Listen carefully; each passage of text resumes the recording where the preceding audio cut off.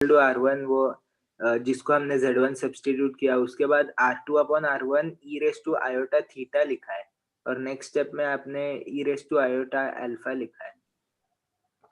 अच्छा, ये गड़बड़ कर दिया हमने, ये थीटा लिखना है। हाँ, वेरी गुड। अरे नहीं नहीं, ये थीटा लिखना है, ये हमारी गलती हो गई। क्या इतनी बात समझ आई? Is this clear? अच्छा, यहाँ पे इसको ऐसे भी लिख सकते हैं ना, Z1 upon mod of Z1 into e to power iota theta, यही आएगा। अच्छा, इसको देख के ऑब्जर्व करके बताओ कि हो क्या रहा है, क्या हो रहा है, ऑब्जर्व करके बताओ।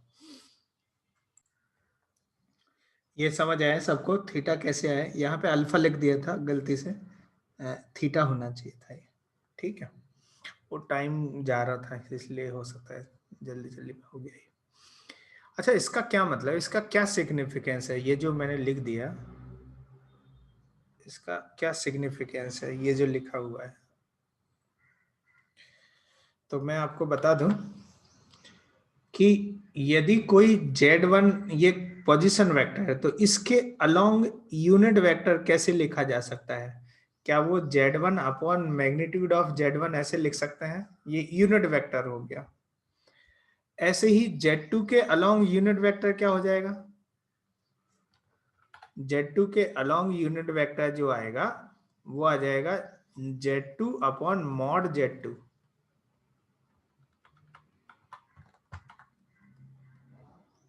क्या इतनी बात समझ है?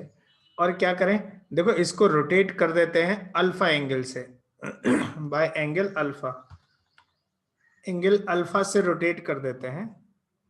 तो देखो ध्यान से, Z2 upon mod of Z2 यदि चाहिए इस वाले कॉम्प्लेक्स नंबर से, तो कितना मल्टीप्लाई करना पड़ेगा? E to power iota theta. Note down this. I think कि अब ये समझ में आ गया होगा, नोट करो फटाफट।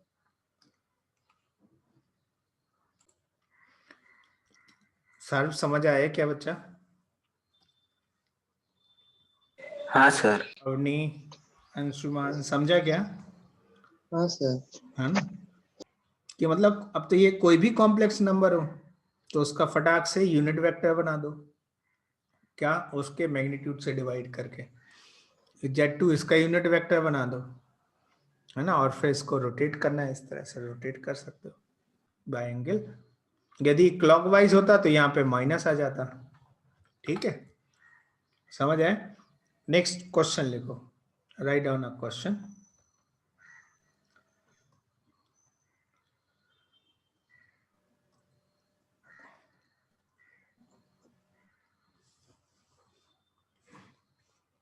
क्वेश्चन लिखो, a man walks a distance, a man walks a distance 3 unit from the origin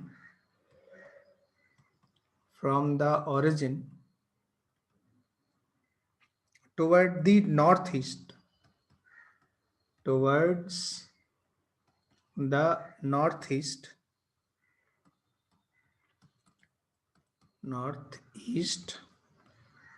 ऐसा नॉर्थ 45 डिग्री ईस्ट ऐसे लिखो direction.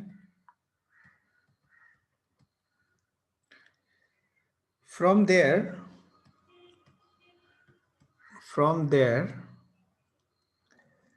he walks a distance 4 unit towards the northwest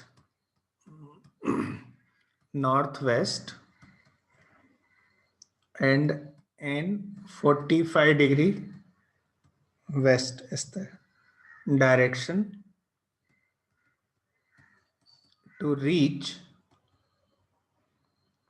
a point P.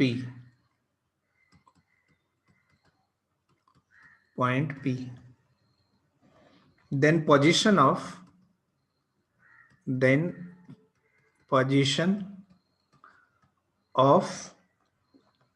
P in the Argand plane.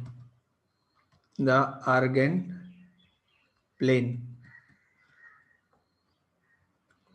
is, there are 4 options.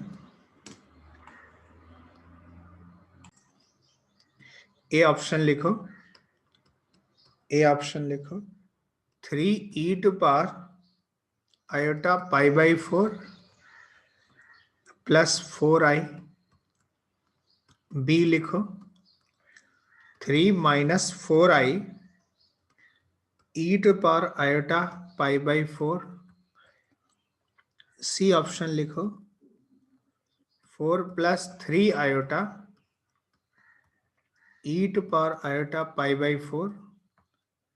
And D लिखो 3 plus 4 iota e to power iota pi by 4. Answer it.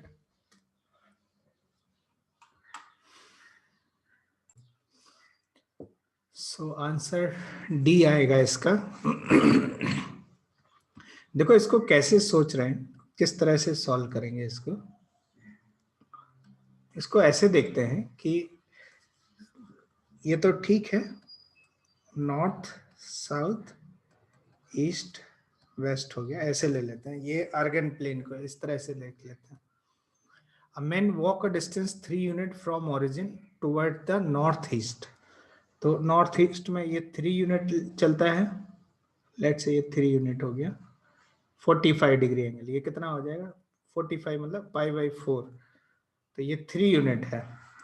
फिर वो क्या करता है, from there ही walk a distance 4 unit toward north west 45 दिया हुआ है, 45 डिग्री.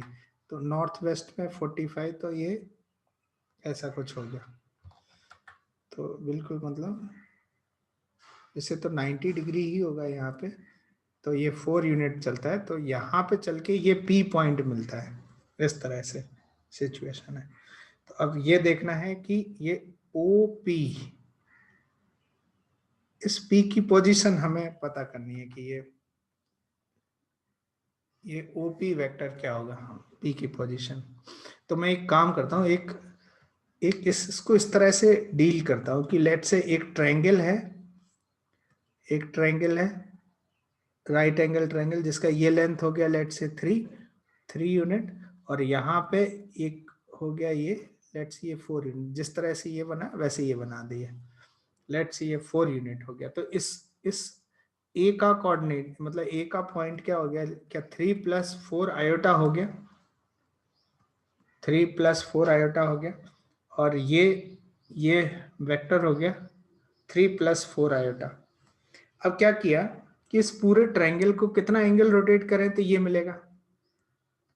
कितना एंगल रोटेट करें, क्या पाई बाई 4 से रोटेट करने पे ये वाला ट्रायंगल मिल जाएगा. एक्सेस ऑफ रोटेशन ओरिजिन है इसमें.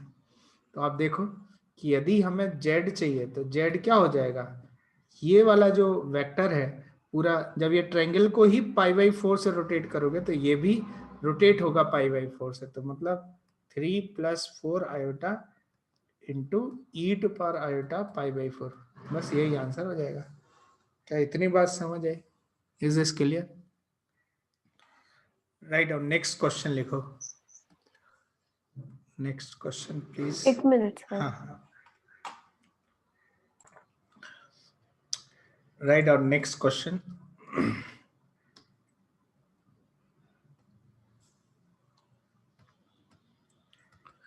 नेक्स्ट क्वेश्चन लिखो.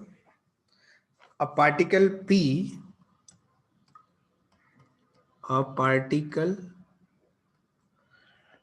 P starts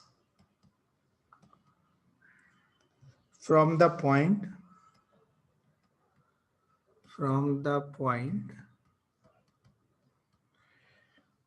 Z0 is equal to 1 plus 2 iota,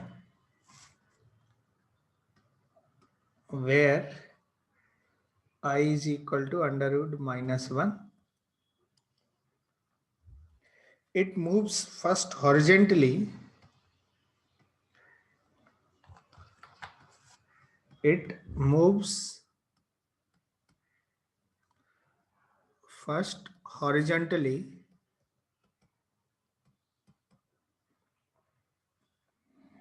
away from origin, away from origin by 5 unit,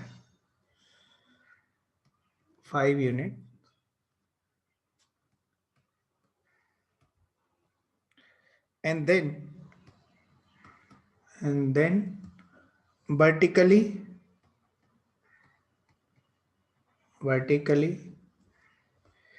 away from origin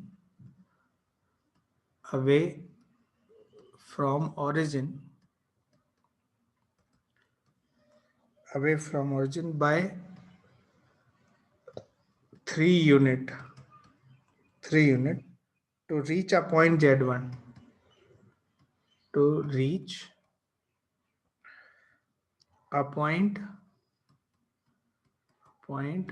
Z1. From Z1, the particle move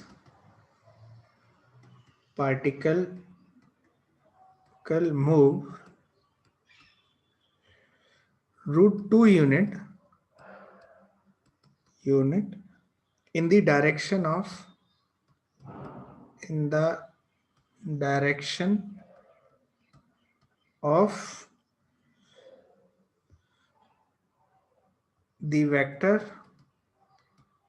vector I plus j, and then it moves through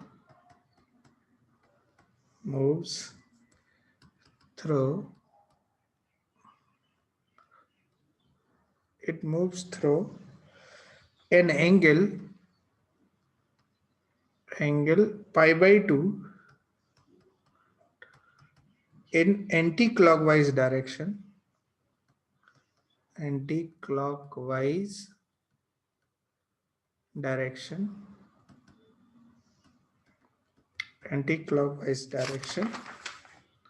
on a circle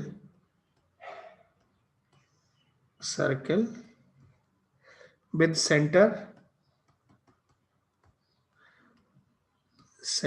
at origin